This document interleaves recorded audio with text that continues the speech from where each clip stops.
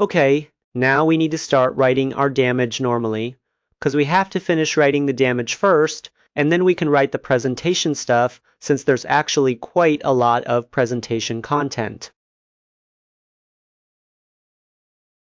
Let's wait for it to start up.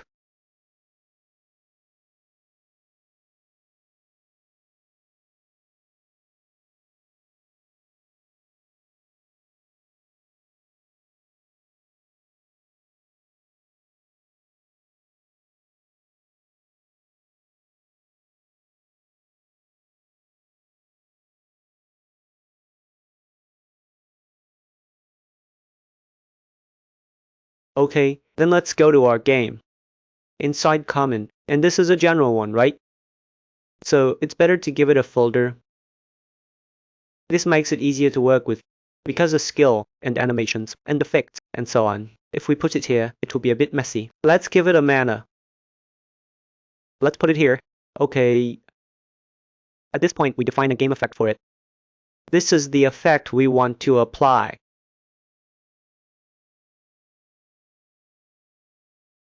Okay.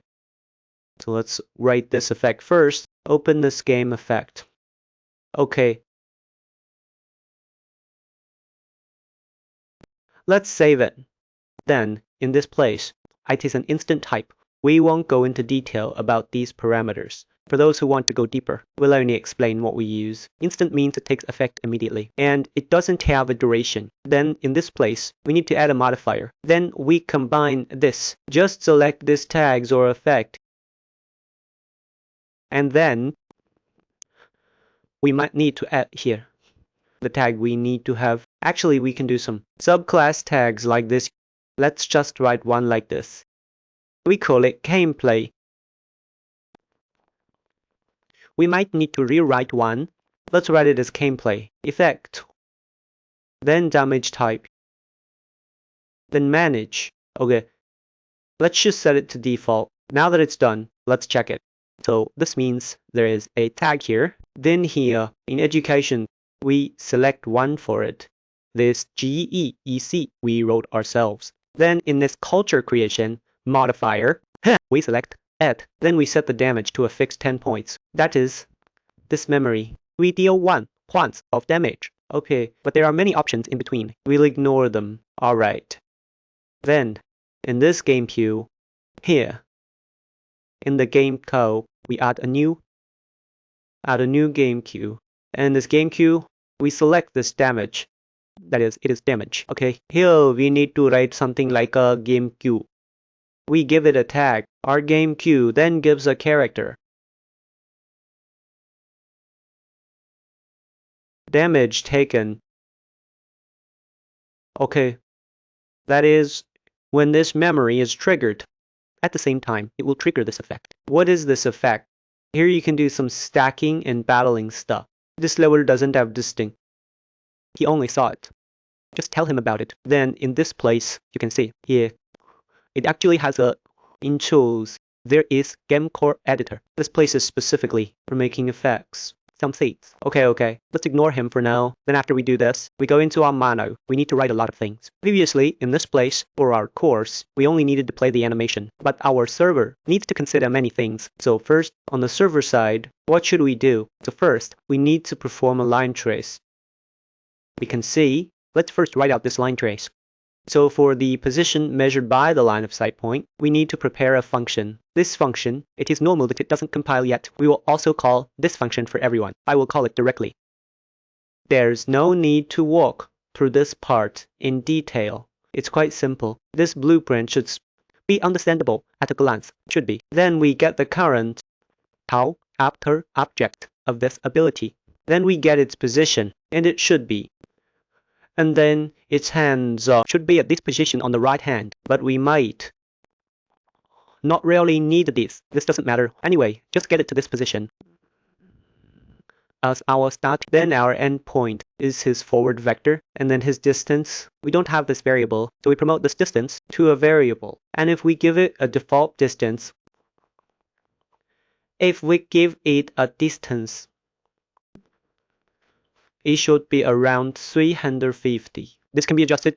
it doesn't matter. Then we take the player's forward direction, a distance of 350 as its endpoint. Then this eagle law actor for the detection objects that should be ignored. Actually, we can pass itself in. This part is gone. We'll ignore it. And this is itself. Right. Okay. Then we go back here. Back outside. After returning to the outer layer, we connect the starting point here. Then we take this endpoint and connect it to this position. Then the type to detect here. We made it. As for this type, we need to detect the pun type. Of course, this can be customized. Detect collision. We don't need that. And as for this agalo, we can put it here. Okay, then we let agalo self. We can make it all this here. Or we can just do it here. First, it must ignore itself. Okay, good. We haven't used this yet, so let's leave it for now. Then here, we set it to duration. We make it last 5 seconds. This debug time, and this is essentially the size of the capsule collision detection, right? We'll just give it some default values. Then this half. For half C, we give it 48. And this radius, for the radius, we give it 96. Okay. At this point, we are only detecting it on the server. Let's see if we can first display this detection sphere.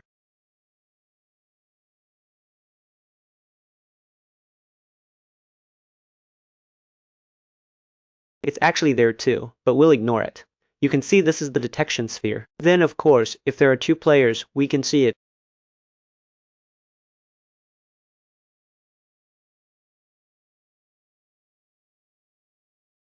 You can see this green health, it has detected it. That is, we have hit it. There are also 2 spheres. You see, it's like this. Okay, there's not much to say about this blueprint. Then let's take a look whether it has hit, right? Let me go through them one by one. Whether there is a hit. If there is a hit, we only continue. So if there is a hit, we need to take this result. We input R1R, stop at the next node. And we break. Let me explain them one by one. This is Lua's detection mechanism. I extracted it to make it easier for everyone to learn. So here we will have a black actor. We must get the ASC. If there is no AS, we prove that the object we are colliding with is incorrect. This method is a blueprint method. We can double click to open it. That is, you pass in an actor. If there is one, it can retrieve the corresponding ASC. Opening this place is a bit slow. Let's wait for it to open. You can see there is an ability system blueprint library here. Then its corresponding location is actually right here. Right here, this place has some methods. It can retrieve this ASC. Quite convenient. We can also use this method in C. So obviously this thing must exist. Only then can we continue moving forward. Then it proves we can get the ASC. It proves that the colliding object also has abilities. Then here, after we get it, we can do a team check. That is, if the team check passes, we continue moving forward. But we won't do that here. We won't do it here. We must get this RER.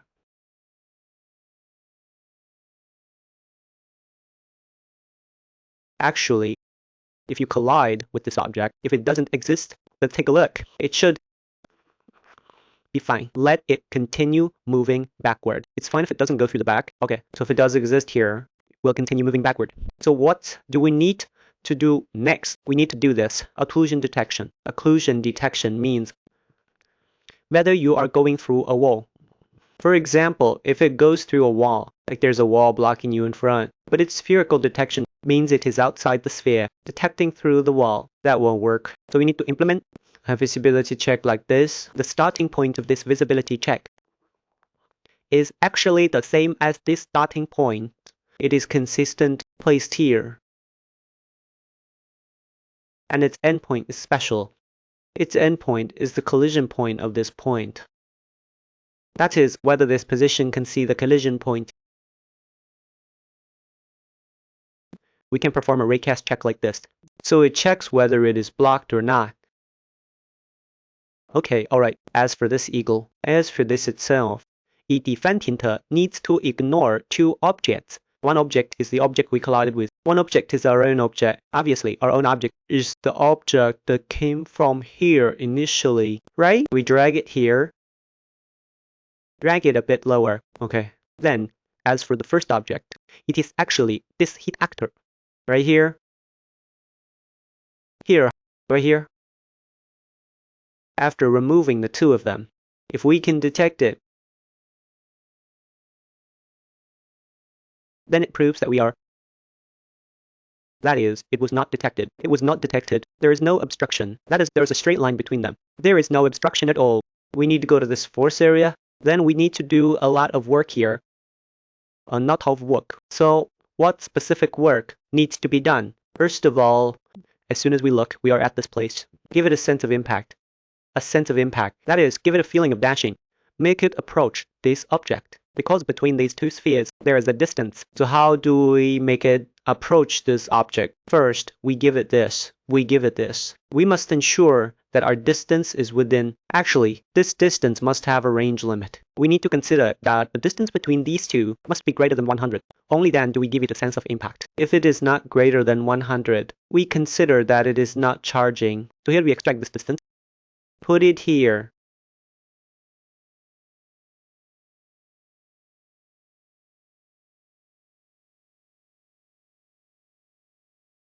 Okay, this blueprint might look a bit uncomfortable to you.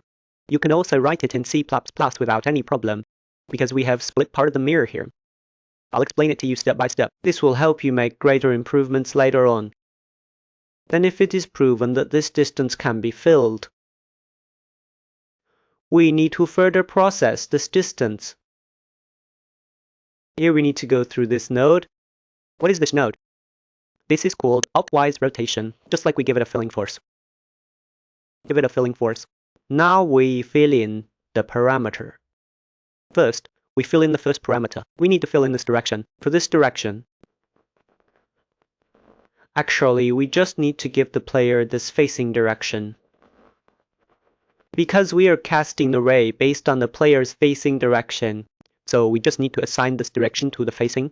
As for the force, we need to promote a variable. Promote this force to a variable. Let's set it to 2200. You can just try different values for this variable. It seems we didn't set it up. Then we want this force to be variable. Let's also promote this time value. We want this time to be faster. For it to be faster, let's set it to 0.05. Okay, so this is the force, right? This force of ours, we multiply it by a coefficient.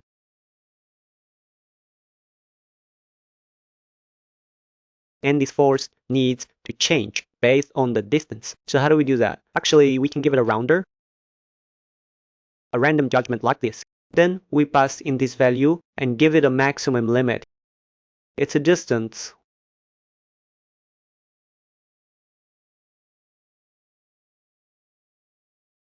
Then we take this value and multiply it here. Actually, this part is just doing a simple calculation to calculate this example. Actually, how it calculates, we don't really care about. Okay, now let's test it. This way we have an impact effect.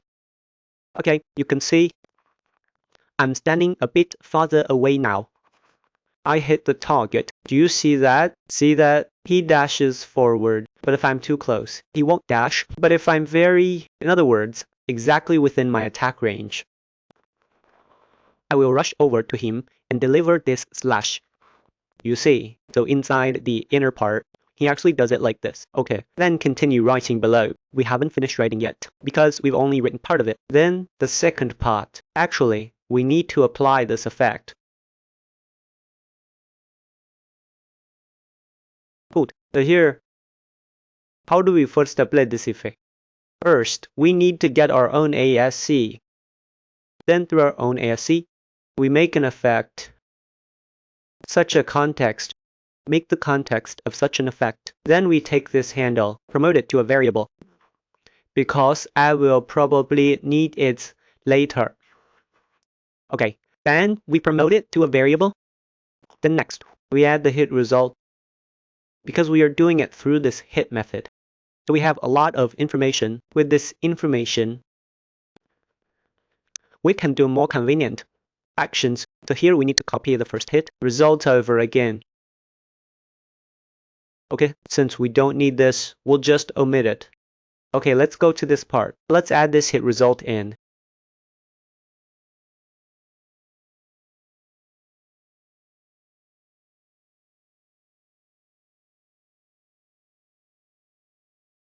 Okay, after adding this hit result, we need to apply memory. This is a very critical step.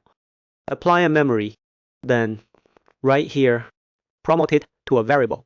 This way, you can easily modify it. Create more subclasses to modify it. So for this, we select memory mine, and that's it. It has two parameters. One is target. The first target is this private person. So obviously, the private person is ourselves. Then as for the second private person, it is actually where we are.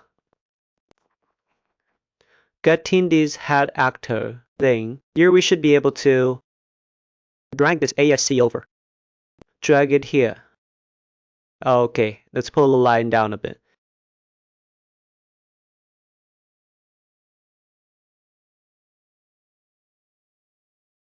Like this, okay?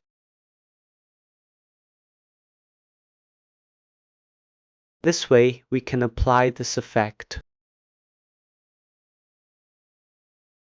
And then we can activate our own hit effect. Right here, this tag, we haven't written this parameter yet. Let's just make it casually. For this tag, we can give 1. Give it a hit. So we hit the enemy. To trigger the hit effect. For example, after I hit the enemy, I can give an X effect or something like that here. Either is fine. It looks like there's an error here. This error should be this one. Make game queue. It should be fine with this. You can pass some parameters here. Actually, in Lich, there will be an event here. That is, to play the managing impact event. Let's attach it. Okay, this event is, it was previously multi-client. There might be some shorty, but for some reason, we might set it to run on client only. And here, let's activate this main account, man impact thing. Okay, so regarding this part, its position here is actually where our impact initiates the impact, and its oven actor is actually our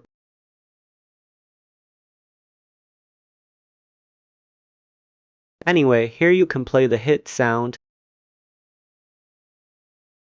Let's look at this position. It got hit. It should be this object. It is this object. We just need to place this object here. Okay. Here you can play a sound effect for it. Then align this part. Okay.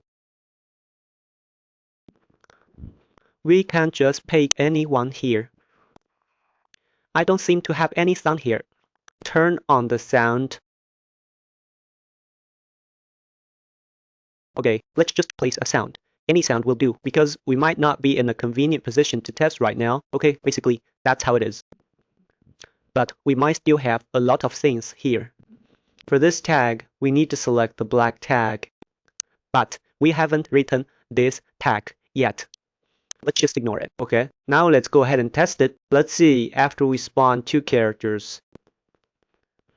Then we will take this. Let's see if we can open this. Then you can see this health value is decreasing, right? Because we dealt 10 damage each time, right? We can see here.